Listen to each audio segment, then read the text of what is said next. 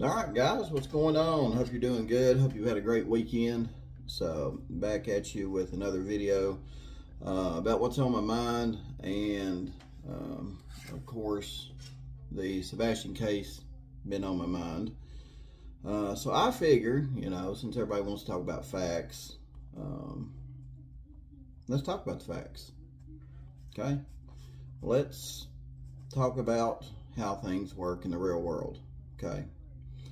And this may not be what you want to hear, but in reality, it is what it is, guys. When I stop and think about other cases and, the stuff that's going on in them and other cases that's had resolution, we're going to talk about it. So, fact number one.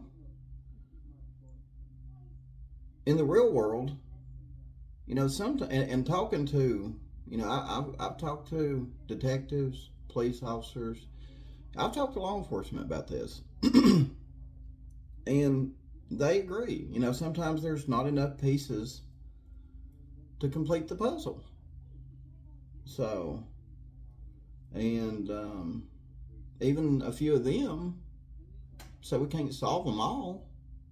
And it shows for itself because there's a lot of unsolved cases that law enforcement, some law enforcement agencies have rooms dedicated to unsolved cases. You know what I mean? Hundreds of cases that are unsolved, sometimes thousands. I'd say in California alone, there's probably thousands.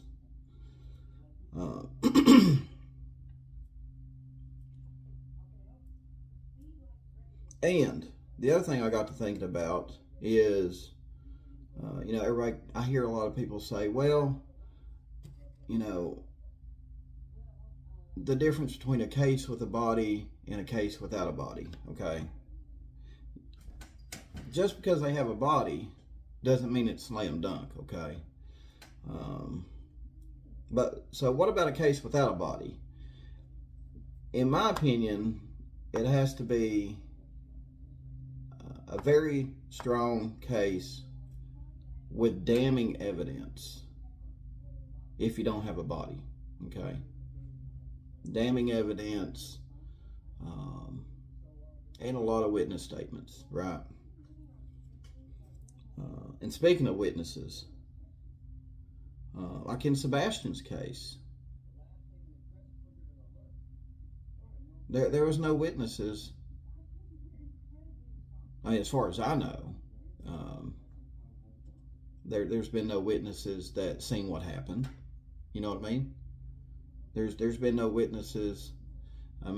If there are any witnesses that know, or that know what happened to Sebastian, I'd like to see the proof. But right now, there's no proof that, and I'm speaking proof. There's no proof of any witnesses that know what happened to Sebastian. Now we can say, well, I'll get into that later, but the suspicious personalities of people involved,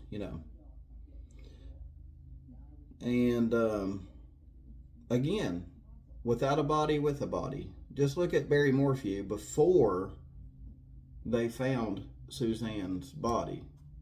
They arrested him. They had to let him go.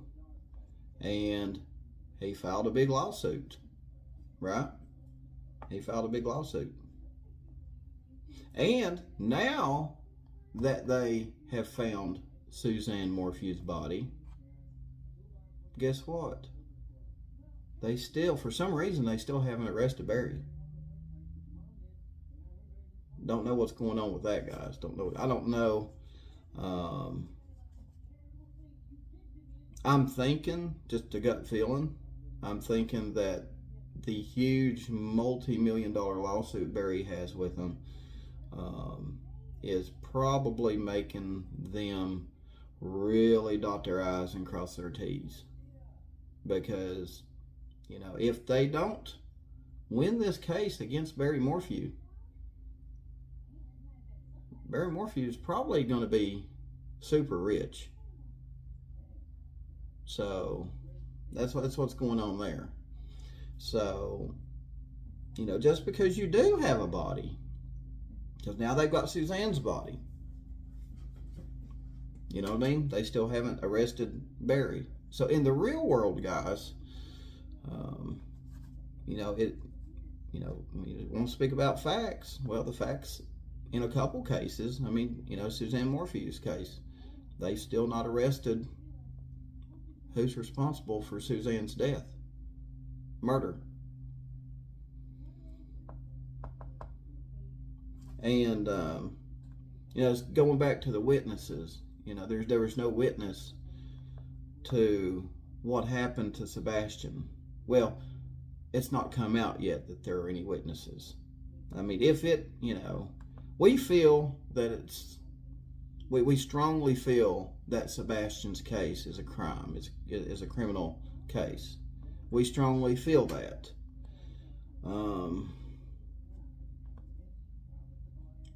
But in the real world, and factually, speaking about facts again, everybody wants to talk about facts. Factually, the police have not come out and said that it is a criminal case. They've not come out and said that Sebastian's ran away. They've not come out and said that he was taken out. They've not come out and said that, you know, they've not mentioned the word homicide or anything like that. So everything factually and proof-wise is still up in the air. Still up in the air. And, oh, speaking of proof, guys, speaking of proof, this is what was on my mind last night. And I'm glad I remembered proof. Someone mentioned, and I've heard the chatter, that I think it's, well, I'll just say Chris or Katie. They've got connections in law enforcement. I keep hearing Chris and Katie have connections in law enforcement. Who's the connections, and where's the proof of that?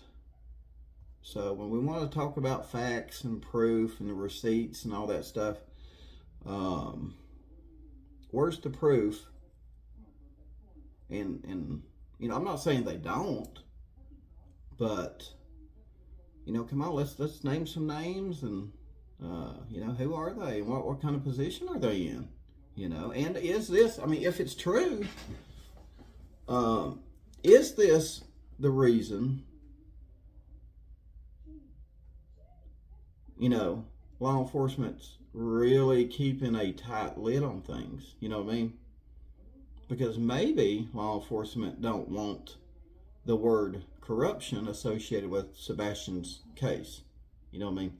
I mean, if Chris and Katie do know people involved, or not involved, but you know, if they've got connections to Hendersonville or Sumner County, you know, I'm sure law enforcement don't want the word corruption being brought up in Sebastian's investigation because of that. So, I mean, yeah, I'd like to see some proof. Who are the people that, or who is the person or people that Chris and Katie know? What's their connections to people in the local law enforcement community? Who are they? What's their position? What's their position of power? Right? Because a lot of people's talking about, you know, right there could be some corruption. So I'm kind of interested in that, guys. I'm kind of interested in that. That's what was on my mind last night too. So I wanted to get that in the video today.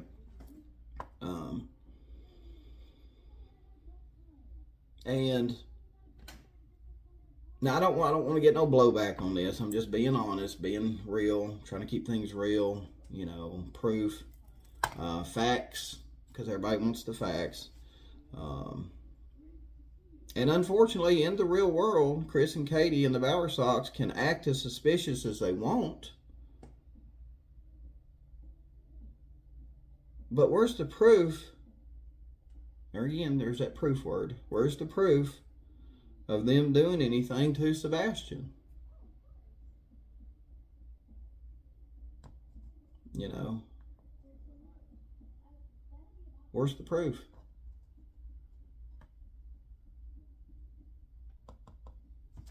I mean, it's, you know, everybody's talking about receipts and proof. Well, where is the proof? And I hate asking this question, guys, but I'm just trying to keep it real. And I really hate asking this question. But where's the proof Chris, Katie, or the BOWERSOX done anything to Sebastian? And there again, you know, if law enforcement, like in Idaho 4, again, in Idaho 4, and in Caleb Harris's case, law enforcement in both of those come out and said, you know, certain people were not involved in what happened to them. You know what I mean? Like in Idaho 4, they come out and said, you know, the food truck guys not got nothing to do with it. We know the roommates ain't got nothing to do with it. We know Jack D don't have nothing to do with it. But for some reason, and see, I think once they done that in the Idaho 4 case, I think that really helped, you know, bring the temperature down as far as speculation goes on YouTube in the Idaho 4 case. I think it really brought the temperature down, and it really put the speculation into check. Now, again, you know, the people that are investigating the Sebastian Rogers case, are they in a position to where they can do that right now? Don't know. But if they are and they can do it, again, it would put all the online speculation into check. But again, that's in the hands of law enforcement. Right.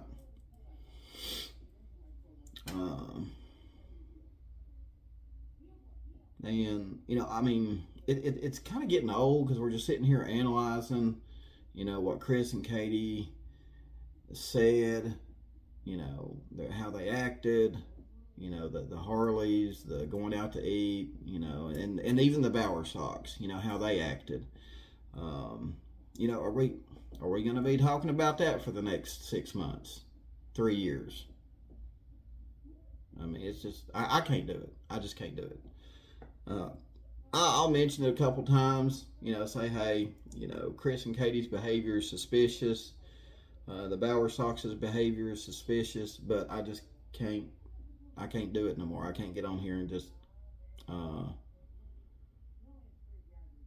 you know, I can't put a different spin on it, but it be the same subject, really. You know what I mean? So, and we'll talk about a little bit about the forensics too. Even though the police done forensics, you have to connect that somehow with someone. Whether, you know, like, you know, in the Summer Wells case, they said they found footprints. Well, they probably done forensics on the footprints to determine if they were Summers or not. You know, I talked to people close to the case, and they were, you know, at the end of the day, they could not 100% say that those footprints that they found were Summers. And I'm just telling you what I was told. At the end of the day, they could not 100% for sure say those were Summers' footprints in the woods. So I don't know what's going on with that, but that's just what I was told, and I'll just leave it at that. You know, I'm just a messenger. So as far as the forensics go that was done, you know, on the property, you've got to connect it to someone. You got to connect it to Sebastian. You've got to connect it to Chris and Katie if they're involved. You got to connect it to the BOWERSOX if they're involved. You got to connect it to maybe an unknown person in the community if they're involved. I mean, if Sebastian, you know, somehow if Sebastian did decide, because we can't forget, guys, Sebastian apparently was in, you remember that little Oriental girl, the Asian girl that, you know, they were looking for in California. Was her name Allison Chow? She was stuck in a position between, I think, her parents, a bad situation. You know, both, I guess both parents were probably not the best parents. You know what I mean? And you know, maybe Sebastian. You know, maybe I doubt it, because surely if Sebastian was somewhere, he would have turned up by now somehow. I mean, he would have turned up by now. Somebody would have said, okay, yeah, we do need to at least let someone know. Like if Sebastian's out hiding somewhere and he had someone behind him supporting him, saying, yeah, we're not going to let nobody know where you're at. We know you're safe, and that's all that matters, and we're not going to let nobody know where you're at. At some point, I would think somebody would be like, okay, we need to, you know, because we could get in trouble. So we need to let somebody know that you're all right. You know, but you know, a lot of people are talking. You know, maybe Sebastian did take off because, you know, parental wise, you know, he was having to pick the better of. You know, he was going to go somewhere. It was like the better of two evils was going to end up where he's at. You know, he was going to end up where he was at. You know, I guess the courts were going to decide the better of two evils, I guess. That's what everybody's saying. So I don't know how true that is. You know, but I'm not going to get into speculation on people's parental skills or anything like that. That's just something I'm not willing to get into. But you know, people were talking about that. So, I mean, but yeah, you've got like whatever forensics they done on the property, you've got to connect it to somebody, whether it's Sebastian, Chris Cady, the BOWERSOX, an unknown person in the neighborhood. And you've got, like I said, and forensics ain't, in some cases it will tell, if there's enough of it, it will tell a good story. If there's enough of it. But if all you have are maybe footprints or, you know, hair in the yard from a relative, you know, I mean, DNA. I mean, if they find DNA in the yard from somebody that, you know, is not connected to the family or whatever, what's that DNA doing there? You know what I mean? So they've got to go do that. But then they also got to connect that person to Sebastian's disappearance. You know what I mean? So, a lot of work involved. But yeah, I'm gonna, as far as the information that I do have, I'm just gonna sit on it. At the end of the day, at the end of all this, I mean, who knows? It, you know, like the police say, we can't solve them all. And sometimes there's just not enough pieces of the puzzle to complete it. I mean, hell, they found Suzanne's body. Barry's still running around months later. You know what I mean? I think as far as witnesses go, like in the case of Orrin and Orson West, if it wasn't for his siblings, I don't think anybody would have been prosecuted if it hadn't been for the siblings of Orrin and Orson West. I think they were the key factor that got the prosecution what they needed. In Sebastian's case, I don't think there's, as far as witnesses go, outside, you know, Chris and Cady, I don't, you know, good luck. I don't think there are any. Just being honest. So, but we'll see. We got to be patient. You know, again, in the real world, we have to stop and consider that, as bad as it sounds, Sebastian's case could go unsolved. Just, you know, I'm just keeping it real. So it just depends on And I mean, like they said, I hate reiterating this, but sometimes there's not enough puzzle pieces to put together to solve the puzzle. And, you know, it doesn't help that, you know, in all reality, you know, police say we can't solve them all. And there's proof of that. I mean, there's police stations with closets and rooms dedicated to unsolved cases. You know, is Sebastian and Summerwell's case going to be one of those that's filed back in a room unsolved 20 years from now just because there's not enough puzzle pieces to complete the puzzle? I just wonder about that, guys. I just wonder about that. Anyway, that's what's on my mind. Let me know what you guys think. Appreciate you for tuning in. Go ahead and start dropping those comments, and I'll see you guys on the, and I'm gonna start dropping my videos at 9 p.m. every evening. That way, in case you don't get no notifications, you know at least when they're gonna be dropping. So, you know, that way you guys know when to watch my videos. And if you're busy at 9, you know, you can always watch them anytime after 9 p.m. Eastern Standard Time. So, thanks for all the support, guys, and I'll see you on the next video.